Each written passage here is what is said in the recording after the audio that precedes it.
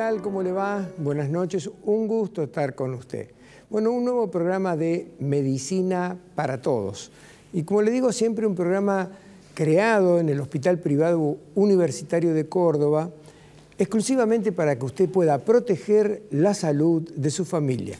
Esa es la idea de todos nosotros. Y hoy vamos con un tema que es para mí por demás de interesante, porque hago uso de mi principal herramienta, que es la voz y el hablar, es cómo son los cuidados de la voz. Y para eso tenemos a la especialista, a la doctora Rosana Sotelo, que nos va a explicar todo lo que hace al cuidado de la voz. Rosana, gracias por venir al programa, un gusto tenerte acá. Muchas gracias por la invitación. Bueno, vamos por la punta. ¿Qué es la voz sana? Bueno, una voz sana implica que todos los órganos relacionados a la voz estén sanos. Eso es lo que nosotros llamamos lo que es tracto vocal, la nariz, la boca, la faringe, la laringe, inclusive los pulmones, porque necesitamos aire que salga de los pulmones para que hagan vibrar las cuerdas vocales. Entonces implica una indemnidad, una salud de todo este tracto vocal para tener una voz sana. Claro, quiere decir que si alguno de esos órganos tiene alguna afección, ya no tenemos voz sana. Compromete la voz, en algún punto compromete la voz, sí. Está bien. Cuando nos referimos al uso profesional de la voz, yo por ejemplo antes te contaba que había sido locutor, ¿a qué nos estamos refiriendo? Bueno, hay que diferenciar entre voz profesional y voz ocupacional. El profesional de la voz, por ejemplo, los locutores, cantantes, son personas que han estudiado y se han formado en el cuidado de la voz desde su comienzo. En cambio, la voz ocupacional, por ejemplo, el maestro o los telemarketers, la gente que trabaja atendiendo teléfono, se dedican a la voz, su trabajo implica el uso de la voz, pero no han tenido formación en el cuidado de su voz. Entonces, por ahí las consecuencias nocivas de no saber cómo cuidar la voz es más notoria en algunas profesiones que en otras. Por ejemplo, los locutores, es muy raro tener en el consultorio un locutor, un cantante con una patología vocal. En cambio, un docente sí, consulta mucho, consulta rápido. Bueno, no rápido, deberían de consultar antes, pero es muy frecuente atender docentes con patología de la voz por esta razón. Usan su voz, la sobrecargan, la fatigan y no tienen la instrucción de las medidas básicas de cuidado de la voz. Claro. En realidad también a veces observamos en la gente que no es profesional o que no es un uso ocupacional, como dijiste vos, que no hace buen uso de la voz. A veces se hablan a grandes distancias. Por ejemplo, en los talleres mecánicos, hablarse a los gritos de 50 metros de distancia. Bueno, por ejemplo, demos el ejemplo del docente, que también es algo cotidiano. Los chicos en el aula, el volumen normal de que manejan los chicos es de unos 30 a 50 decibeles, dependiendo del bullicio que hacen. Y el docente, para que se le escuche hasta el final del aula, tiene que levantar 15 decibeles por arriba el tono de voz para que se lo escuche. Entonces terminan hablando en 80, 90 decibeles los docentes por muchas horas sin descanso. Entonces eso lleva a una sobrecarga vocal importante. Claro. Entonces es importante en esos momentos saber cómo tomar el descanso, cómo llamar la atención a los niños en el aula, por ejemplo. Nunca es con la voz, siempre es con algún instrumento o con algún elemento que los chicos ya sepan que eso es para bajar el tono de la voz, los descansos, la hidratación, bueno, ese tipo de cosas. ¿Los decibeles son unidades de medida de intensidad y de volumen de la voz? Del sonido, en realidad, del ruido. Sí. Nosotros lo usamos, para aclarar a la audiencia. Claro, ¿no? Nosotros lo usamos para la audición, sobre todo, cuando hacemos la audiometría. Ahí se miden decibeles la audición, pero también es la intensidad que requiere levantar la voz una persona para ser escuchada. Claro. ¿Qué es la voz patológica, ¿no? ¿Cómo es el proceso para llegar a una disfonía? Una voz patológica. Bueno, una disfonía. Dis es una discapacidad, una deficiencia, o sea, una deficiencia de la voz.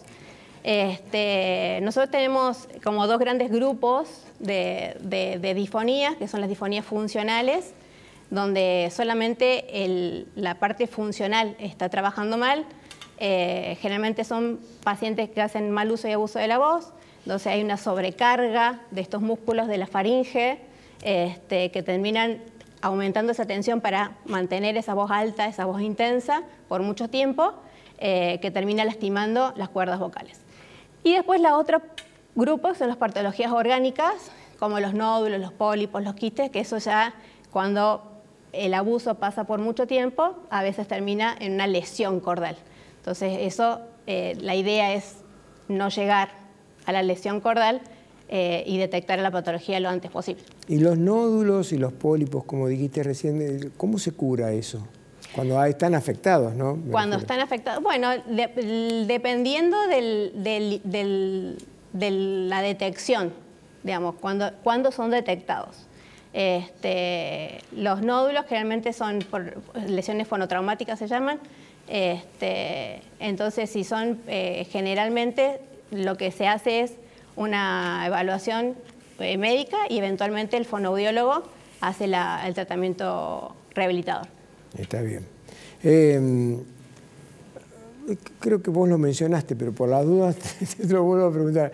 ¿Cuáles son considerados los profesionales de la voz? Profesionales de la voz son todas las personas que su sueldo dependen de la voz, para decirlo de una manera muy fácil. Cantantes, locutores, docentes, telemarketers, inclusive también se puede mencionar los abogados que trabajan con la voz, los sacerdotes trabajan con la voz, nosotros los médicos trabajamos mucho con la voz.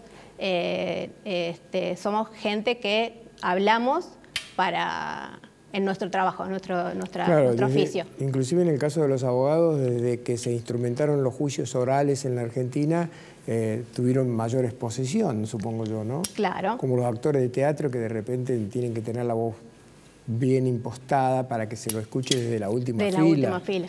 ¿No? Está bien. Un tema, Rosana, que me importa mucho desgranarlo lo más que puedas, porque en la medicina en general los factores de riesgo son muy considerados, ¿cierto? Alcohol, tabaquismo, sedentarismo, obesidad, qué sé yo. ¿Cómo influyen o hay factores nuevos de riesgo en el caso de la voz? ¿Cómo es el tema? Bueno, factores de riesgo, lamentablemente hay muchos, porque como hablamos al comienzo de la conversación, hay muchos órganos implicados en la voz, entonces hay muchos órganos que pueden dañarse y eso afectar la voz.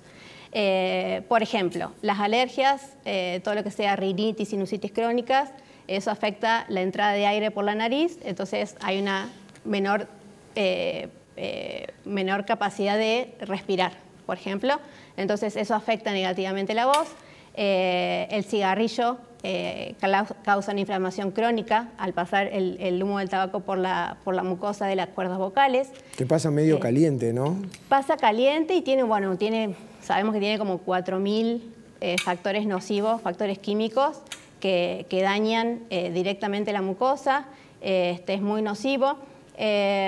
Comidas o líquidos que son deshidratantes de la mucosa, por ejemplo el café, el té, el mate, tienen xantinas, se llaman xantinas, que son como unos componentes que deshidratan, toman el líquido de las mucosas. Entonces eso afecta la vibración normal de los músculos de las cuerdas vocales y causa como hasta a veces la sensación de carraspera, picazón, ese tipo de cosas. La enfermedad de reflujo gastroesofágico se ve muy frecuentemente. Muchas veces el paciente no refiere la sensación o el síntoma digestivo de la dispepsia o el reflujo, la sensación que le sube el ácido o la vinagrera, pero en el examen físico uno encuentra lesiones típicas de reflujo. El pH del estómago es un pH muy bajo, el contenido del estómago es muy dañino, y la mucosa de la faringe no está adaptada para ese pH, y se daña crónicamente, inflamando mucho todo lo que es la corona laringe y las cuerdas vocales. Eso genera mucha inflamación local. Los respiradores bucales, a veces los niños que tienen problemas también de sinusitis, adenoides, amígdalas, también afectan negativamente las cuerdas vocales.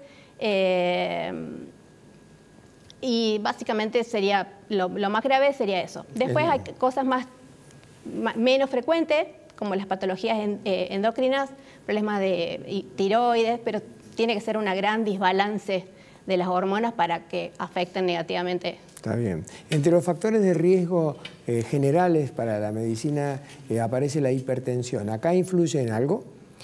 La hipertensión, en realidad, el medicamento de la hipertensión, que es el enalapril, muchas veces da tos. Ajá. Entonces, llegan a la consulta por tos crónica, que es uno de los síntomas que los pacientes a veces refieren, y haciendo la anamnesis uno encuentra, sí, está tomando ese antihipertensivo. Está bien. Vamos a hacer lo siguiente, Rosana. Vamos a hacer una muy pequeña pausa y retornamos.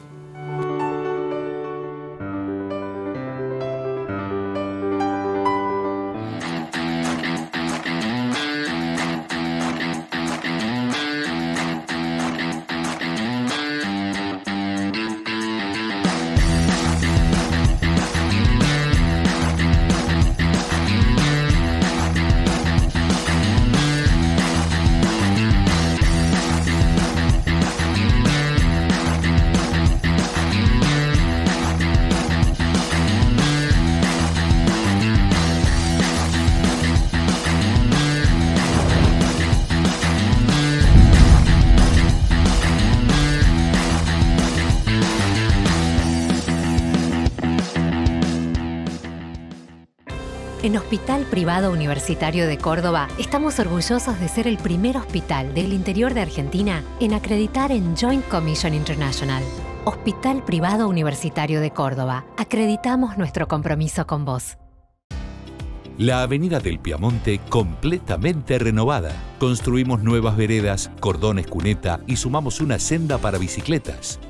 Con estas obras, conductores, ciclistas y peatones ya utilizan este corredor de forma segura y con una transitabilidad más fluida. Además, instalamos nueva luminaria LED en los 900 metros de avenida que unen el Polo Ambiental Rubén Américo Martí con el Parque Kempes. Hacemos obras que son soluciones para los vecinos y vecinas de la ciudad. Córdoba Capital. Juntos, hacemos más.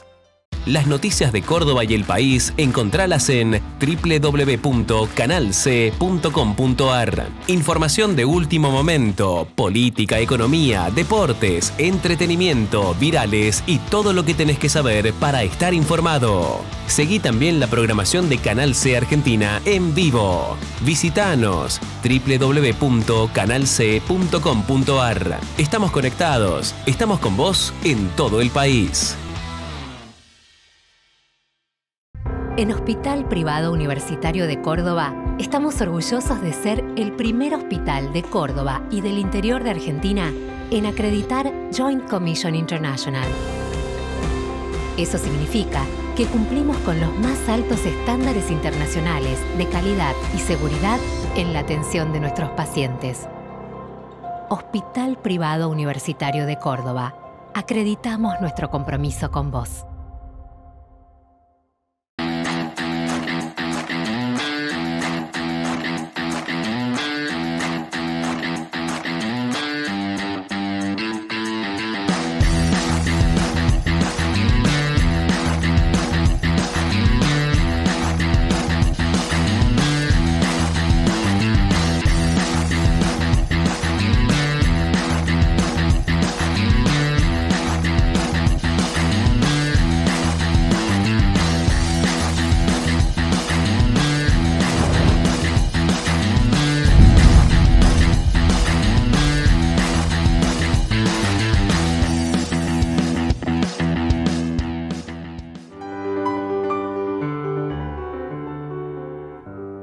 Muy bien, continuamos en Medicina para Todos. Estoy con la doctora Rosana Sotelo, especialista en cuidados de la voz.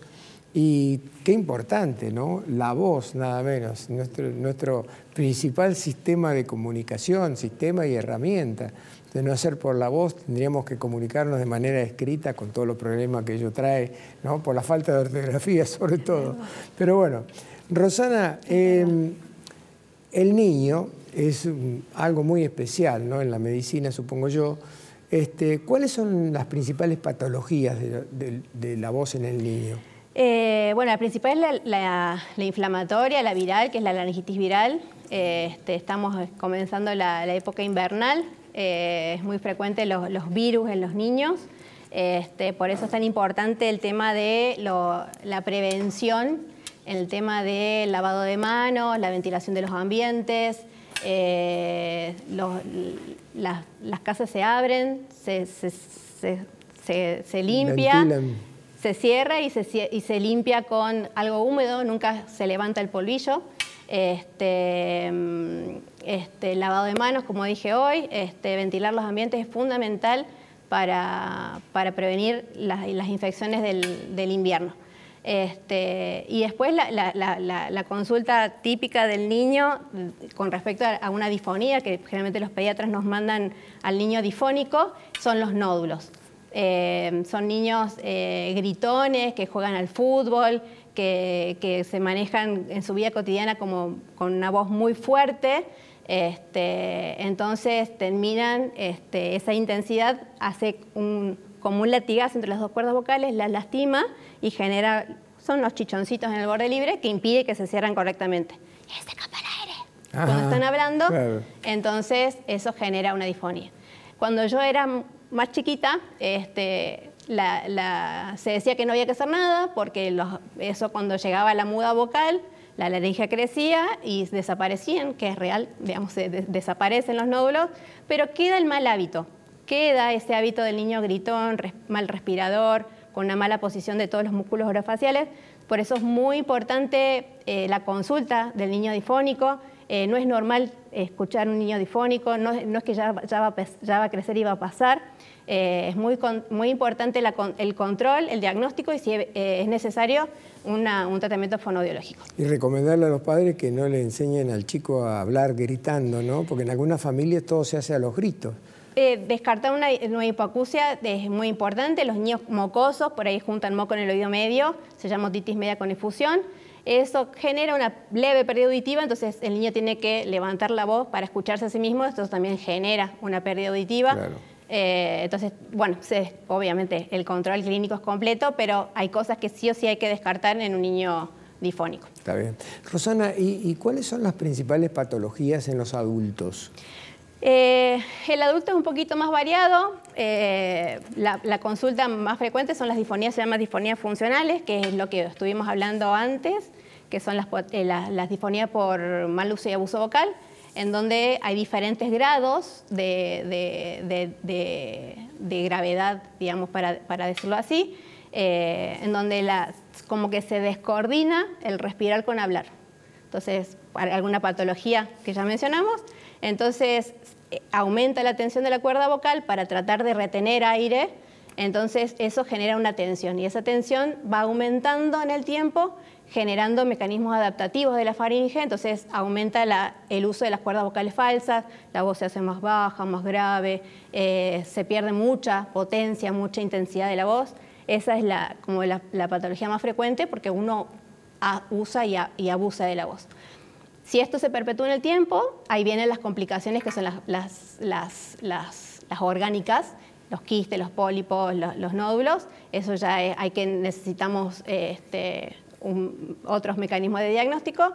Después están las patologías inflamatorias, la laringitis crónica, el cigarrillo, digamos, por ahí combinación de un montón de factores de riesgo, fumar, consumir alcohol, consumir mucho café, respirar por la boca, las infecciones frecuentes, una sinusitis crónica, todo eso como que va sumándose y hace que toda la corona laringea esté inflamada y eso dificulta la vibración normal de las cuerdas vocales.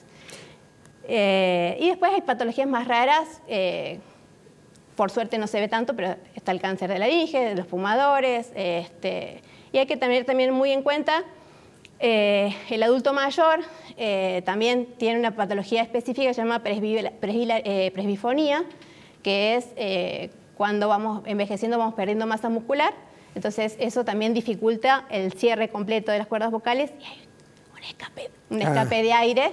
Entonces también para el adulto mayor tampoco es muy importante saber que hay solución para eso, que consulten. es muy importante detectarlo. Claro. Me corro un segundo al costado para ubicarte en un tema que hay gente que naturalmente tienen un buen timbre. Sí. Cuando yo era locutor, decíamos, en esa época todos los locutores querían ser como Fontana, ¿no? Fontana tenía un timbre espectacular, allá arriba, una voz aguda. Y en esa época los locutores chilenos tenían voces muy graves y con buen timbre, pero hay gente que tiene ya de nacimiento, no sé si genéticamente vos podás explicarlo ahora, una voz apagada, ¿no? Como si tuviera cierta disfonía crónica que no le permite tener timbre a la voz y además hablan bajito, despacio, a veces hacen pasar por sordo a cualquiera que esté enfrente de él.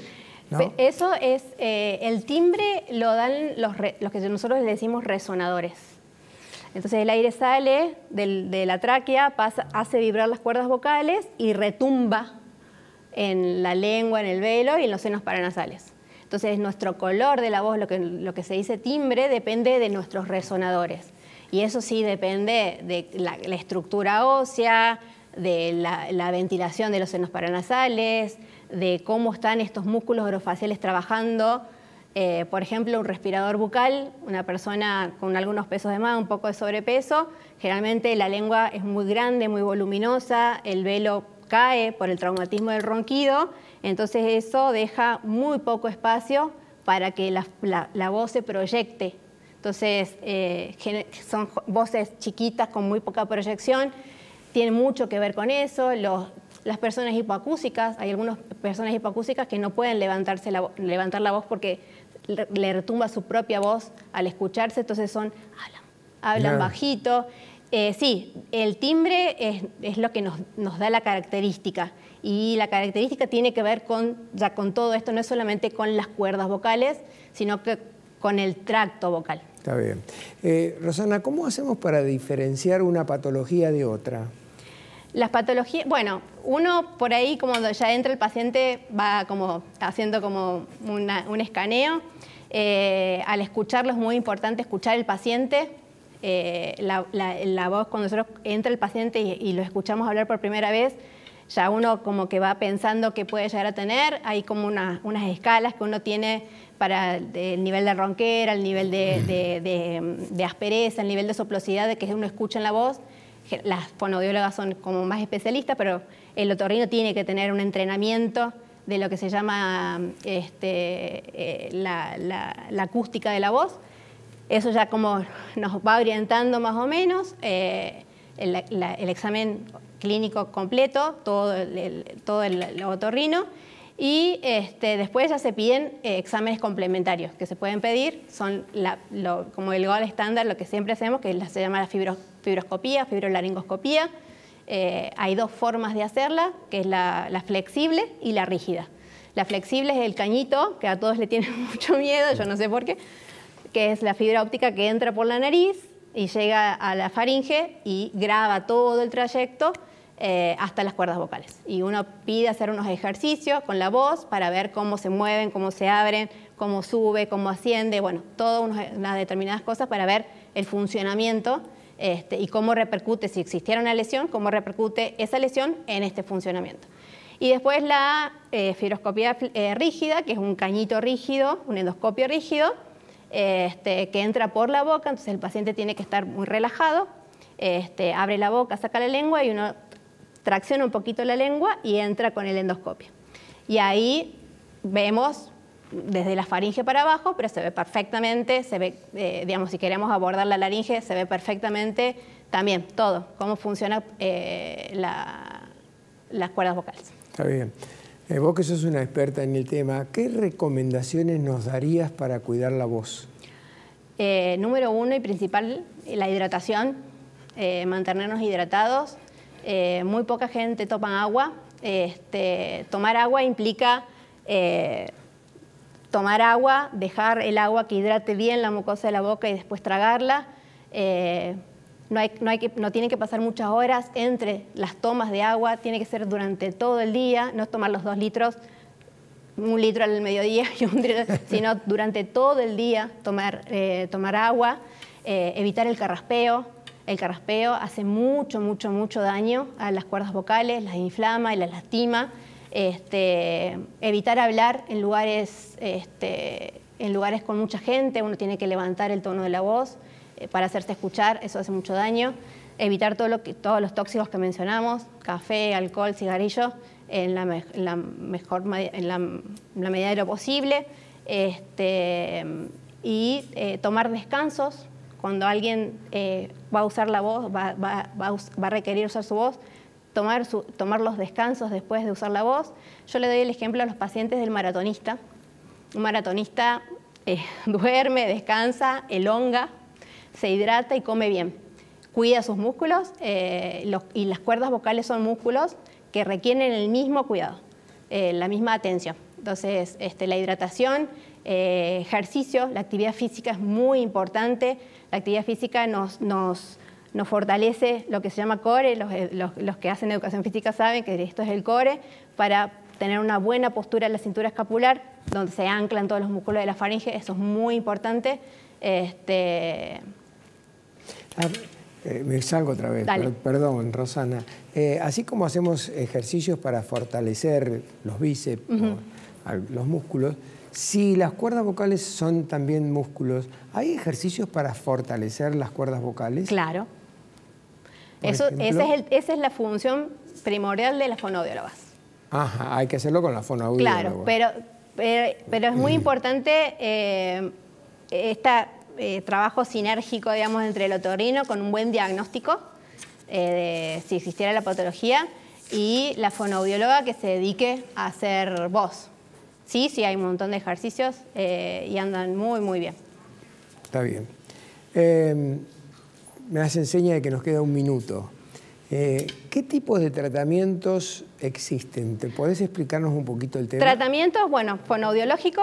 Las fonos están presentes antes, durante y después. Están presentes siempre. Para las patologías funcionales se derivan todas las patologías a la fonoaudióloga. Y si existiera una afección que fuera quirúrgica, la fonoaudióloga está antes de la cirugía y en el postquirúrgico también, para evitar la recidiva de la patología, que no vuelva a suceder la misma lesión. ¿Para qué se utiliza la cirugía? Y las cirugías están para extraer cuando ya hay una lesión orgánica. Los quistes, los pólipos, ese tipo de lesiones se sacan mediante cirugía. Está bien. En milímetros, ¿qué ancho tiene una cuerda vocal? ¿Es como un fideo? 7 milímetros. No me refiero en extensión, sino el diámetro de la cuerda. Menos, sí. Son chiquitas. Son chiquitas. Sí, todas las pinzas son todas chiquititas, todo es con microscopio, es milimétrico, sí. Todo milimétrico. Y eso también tiene que ser muy importante para no dañar el resto de la mucosa sana y el músculo cordal. Está bien. Muchas gracias, Rosana, por haber venido al programa. Un placer. Un gusto. Bueno, terminamos el programa. Si le gustó, nos podemos volver a encontrar la semana que viene exactamente a esta misma hora. Hasta ese momento.